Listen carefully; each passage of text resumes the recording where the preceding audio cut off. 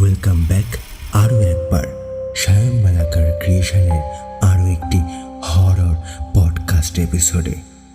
আপনি কি বিশ্বাস করেন এই পৃথিবীতে আমরা একা, নাকি আমাদেরই আশেপাশে ঘুরে বেড়ায় এমন কিছু যা অস্তিত্ব অথবা অভিজ্ঞ বিজ্ঞান দিয়ে মাপা যায় না?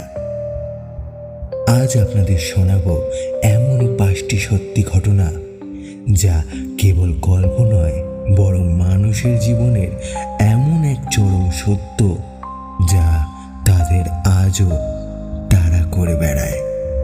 তৈরি তো?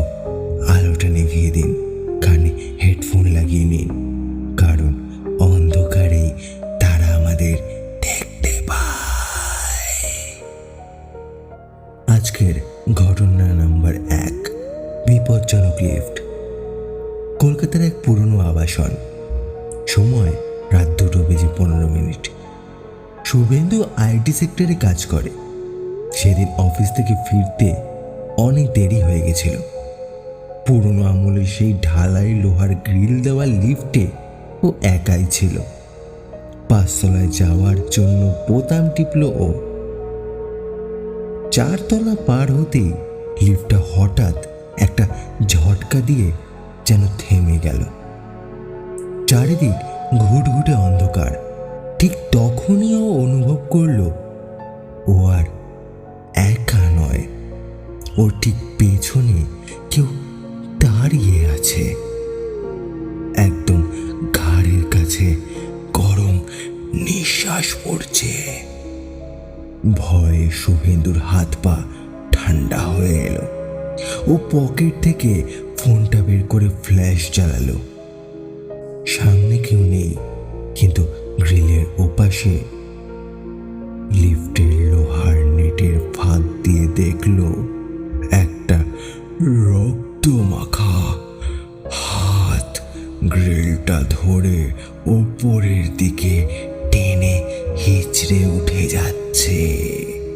ঠিক যে গতিতে লিফটটা উপরে ওঠার কথা ছিল, শুভেন্দু বুঝতে পারল লিফটটা কোনো যান্ত্রিক ত্রুটিতে থামেনি। কেউ একজন উপর থেকে লিফটটা টেনে ধরে আটকে রেখেছে। পরদিন সকালে টেকনিশিয়ান এসে দেখল লিফটের ওপরে কোনো মানুষ যাওয়ার জায়গা নেই। কেবল ধুলো মাখা ছাদের ওপর দুটো বড় বড় নখের আঁচড় আর জমাট বাঁধা একটা কালচে রক্ত লেগে আছে। কি অদ্ভুত ব্যাপার, তাই না? এরকমই আরেক অদ্ভুত ব্যাপার হলো আমাদের আজকে ঘটনা নাম্বার 2, সিঁথি-সিঁদুর। উত্তরবঙ্গের এক নির্জন গ্রাম। সময় তখন গোধূলিবেলা। সুমনা নতুন বিয়ে হয়ে এই গ্রামে এসেছে। গ্রামটা খুব সুন্দর, যেমন হয়ে থাকে গ্রামের প্রকৃতি। কিন্তু বাড়ির পেছনের পুকুর ঘাট নিয়ে একটা কথা প্রচলিত ছিল। সূর্যাস্তের পর ওখানে নাকি কেউ যায় না। সেদিন বিকেলে সুমনা ভুল করে পুকুর ঘাটে আয়না নিয়ে চুল বাঁধতে গিয়েছিল। হঠাৎ জলের আয়নায় ও দেখল ওর পেছনে একটা ছায়া দাঁড়িয়ে আছে। একদম লাল টকটকে শাড়ি পরা এক মহিলা। সুমনা পেছনে ফিরল, কিন্তু অবাক ব্যাপার, পেছনে তো কেউ নেই। তবে জলের পুকুরের ওপর ও কাকে দেখল? বাড়িতে ফিরে সুমনা যখন রাতে শুতে গেল, ওর স্বামী চিৎকার করে উঠল। সুমনার সিঁথিতে যে সিঁদুর ছিল সেটা রক্তবর্ণ ধারণ করে সাদা মুখে গড়িয়ে পড়ছে। আর সুমনার গলার স্বর হঠাৎ বদলে ভারী হয়ে গেল।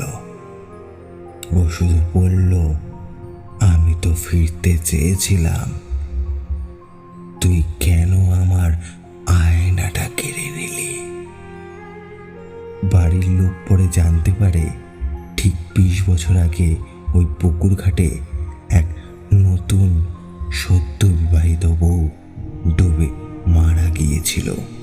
যার সিঁদুর জল থেকেও মোছেনি। আরো একটা অদ্ভুত ঘটনা শুনলেন, তাই না? তাহলে আমাদের ঘটনা 3 নম্বর শুনলে কি করবেন? নির্জন হাইওয়ে, সময় রাত 3টে। অমিত আর জয় ড্রাইভ করে বাড়ি ফিরছিল। কুয়াশাচ্ছন্ন রাস্তা। হঠাৎ হেডলাইটের আলোয় দেখল রাস্তার মাঝখানে একটা ছোট্ট বাচ্চা দাঁড়িয়ে আছে, হাতে একটা পুরনো পুতুল। জয় হার্ট ব্রেক কষল।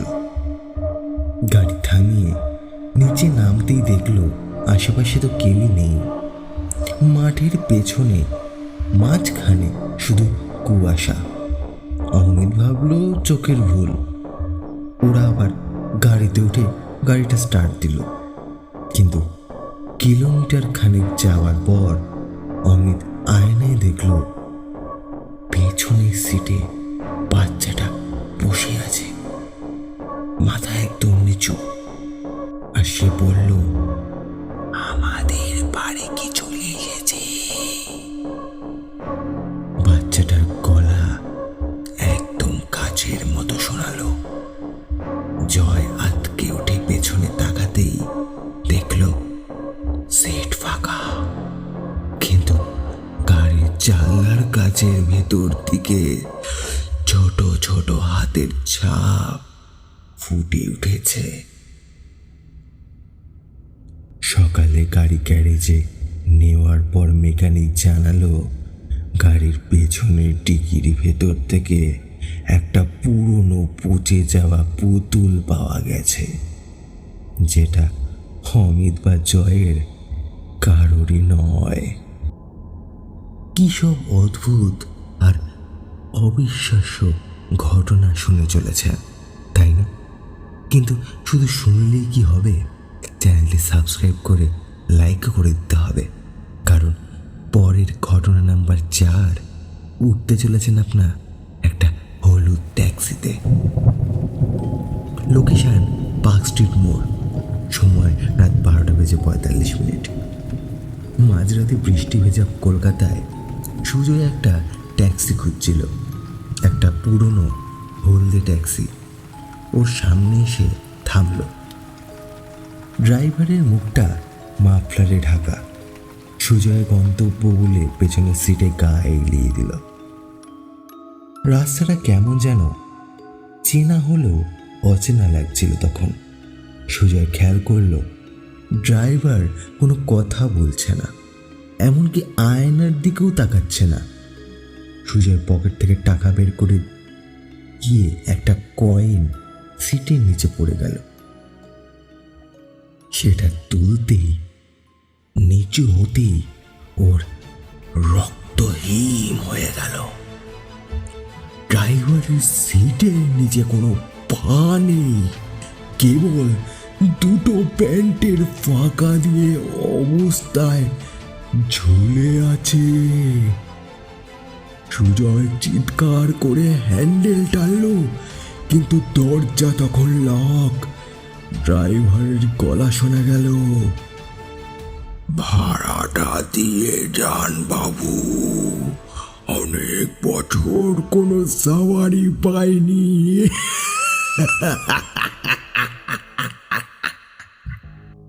ট্যাক্সিটা পরদিন পুলিশ এক পরিত্যক্ত নর্দমা থেকে উদ্ধার করে। দেখা যায় ট্যাক্সিটা 1990 দশকের, এবং ভেতরের চালকের আসনে কেবল একটি কঙ্কাল পড়ে আছে। একটা হাড়হীন ঘটনা শুনলেন, তাই না? আপনার সাথে যদি এমনই ঘটনা ঘটে বারান্দার ইজি চেয়ারে বসে, হ্যাঁ, আজকের শেষ ঘটনা, ঘটনা নাম্বার 5। মফস্বলের এক পুরনো বাড়ি, সময় গভীর রাত।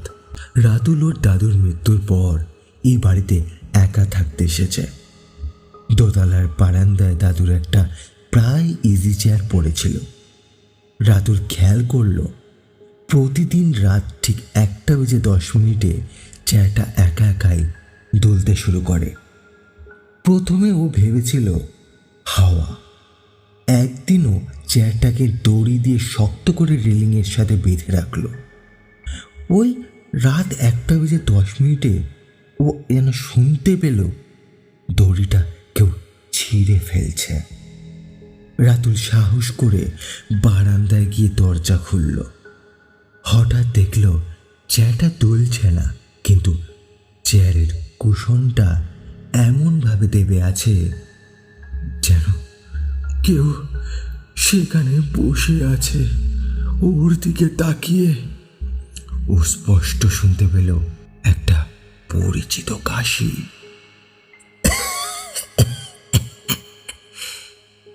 ওর দাদুর মতো।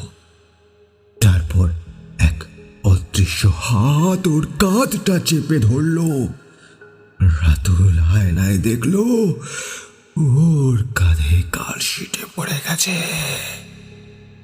আর দাদুর কবরে গিয়ে দেখল সেখানে ইজি চেয়ারের একটা পায়া অর্ধেক মাটিতে পোতা রয়েছে, যা আগের দিন সেখানে ছিল না।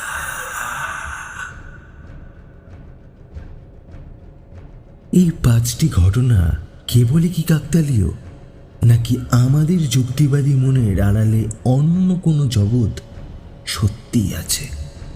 উত্তরটা আপনার উপর ছেড়ে দিলাম।